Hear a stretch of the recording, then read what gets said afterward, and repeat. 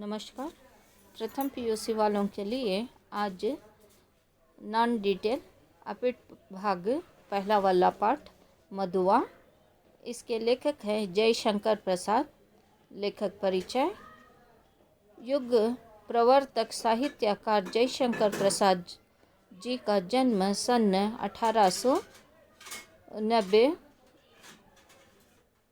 ईस्वी में सुघानी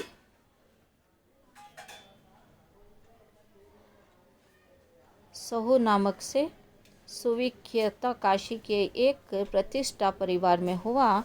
12 वर्ष की आयु में आपके पिता की मृत्यु के उपरांत बड़े भाई ने घर पर ही पढ़ने की व्यवस्था कर दी। आपने घर पर ही हिंदी, अंग्रेज़ी, संस्कृति, उर्दू, बंगाली, फ़ारसी आदि भाषाओं का अध्ययन किया। आप पैतृक व्यवसाय और घर की संपूर्ण जिम्मेदारी संभालते हुए साहित्य सृजन में संलग्न रहे। आप बहुमुखी प्रतिभा के धनी थे। साहित्य के प्रत्येक विधा में आपने अपनी लेखनी का जौहर दिखाया। सन 1937 ईस्वी में केवल 48 वर्ष की आयु में आपकी मृत्यु हुई।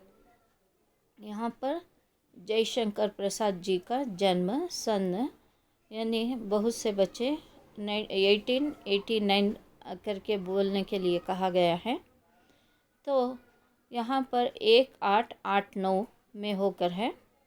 और ये संघुनी साहू नामक के ये काशी के रहने वाले हैं और इनके घर परिवार में बहुत अच्छा धन था। पर कुछ समय के बाद 12 वर्ष जैसे यहाँ पर जयशंकर प्रसाद जी को रहते हैं, उसी समय उनके पिता की मृत्यु हो जाती है।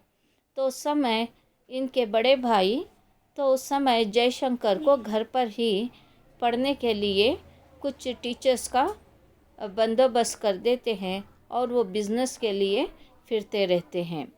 तो यहाँ पर जयशंकर प्रसाद जी को घर पर ही बहुत सी पढ़ाई यानी जो लैंग्वेजेस है उन्हें पढ़ाने के लिए और बहुत सा ज्ञान प्राप्त होने लगा। इन्होंने बहुत सी भाषाओं में इनके जैसे हिंदी, अंग्रेज़ी, संस्कृति, उर्दू, बंगाली, फ़ारसी और बहुत सी भाषाओं का इन्होंने ज्ञान प्राप्त किया। और फिर धीरे धीरे ये अपना ज्ञान के साथ लिखना भी प्रारंभ किया और धीरे धीरे इन्होंने अपने घर परिवार की जिम्मेदारी संभालना प्रारंभ की। और इसी के अनुसार इनकी लेखनियाँ एक से एक सबसे प्रसिद्ध होने लगी और इनके जिम्मेदारियों के अनुसार इनका जीवन यापना चलने लगी। और इनकी मृत्यु सन 1947 यानी 1937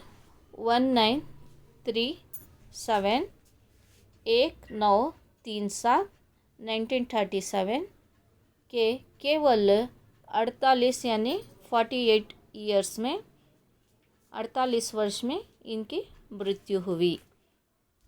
आपके कहानियाँ संग्रह है छाया, प्रतिध्वनि, आकाशदीप, आंधी और इंद्रजल। ये इनकी कहानियाँ हैं।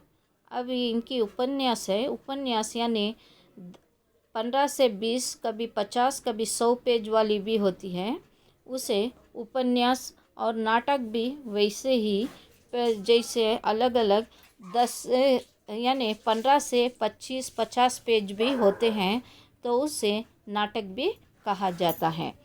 उपन्यास में कंकल, तितली तथा इरावती, अपूर्ण। अब इनके नाटक राज्यश्री, अजातशत्रु, स्कंदगुप्त, चंद्रगुप्त, ध्रुवाष्टमी आदि। कामायनी आपकी सुप्रसिद्ध काव्य महाकाव्य है। आंसू, लहर, झरना आदि आपकी महापूर्ण काव्य कृतियाँ हैं। इन्होंने 3 भागों में लिखना प्रारंभ किया। पहली वाली कहानी के संग्रह में, दूसरा उपन्यास के रूप में, तीसरा नाटक के आधार पर। प्रस्तुत कहानी में एक सामाजिक कहानी है। यहाँ पर दर बदर यानी खुलती जाती है।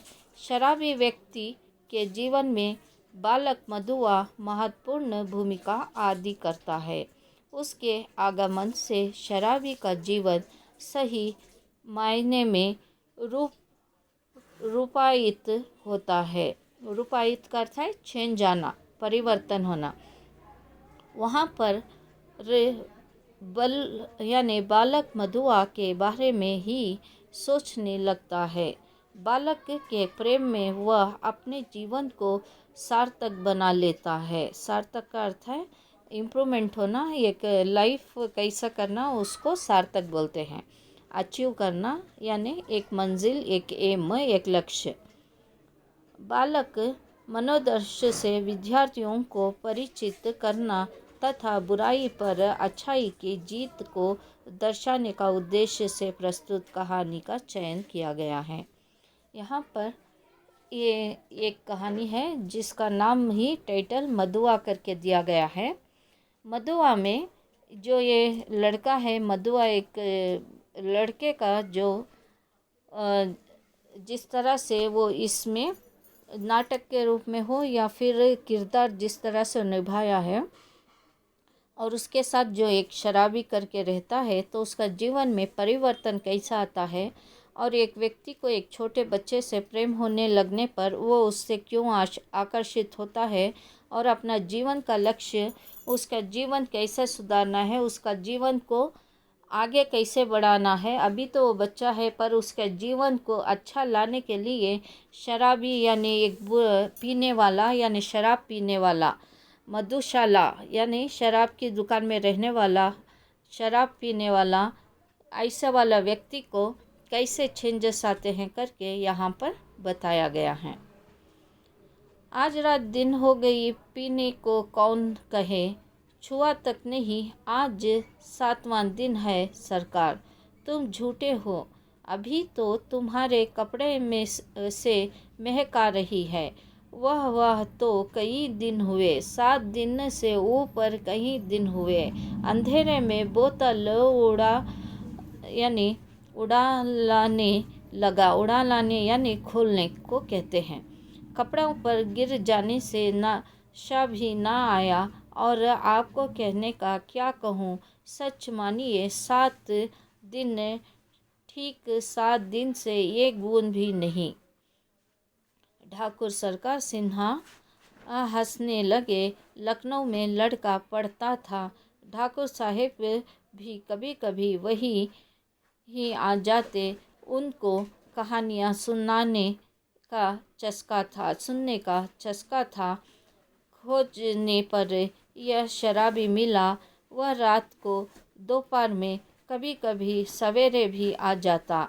अपनी लचरदार कहानियाँ सुनाकर ठाकुर का मनोविनोद करता। यहाँ पर एक ठाकुर साहब करके हैं, यानी ज़मींदार हैं, जो चौधरी भी कहते हैं, ठाकुर कहते हैं, और यानी उस ज़मीन यानी उस गांव में वो बड़े रहते हैं। तो उनके लिए ये शराबी उनके घर जाता है।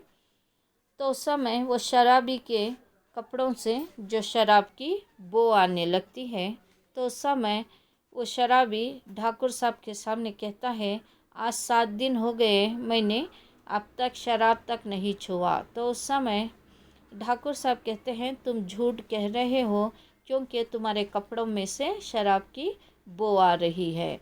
उस समय शराबी कहता है कि जैसे मैंने बोतल खोलना प्रारंभ किया, तो बोतल के कारण खोलते समय उसमें की शराब जो मेरे ऊपर पड़ गई। तो अब तक 7 दिन हो गए, मैंने एक बूंद भी अपने मुंह के अंदर नहीं डाला।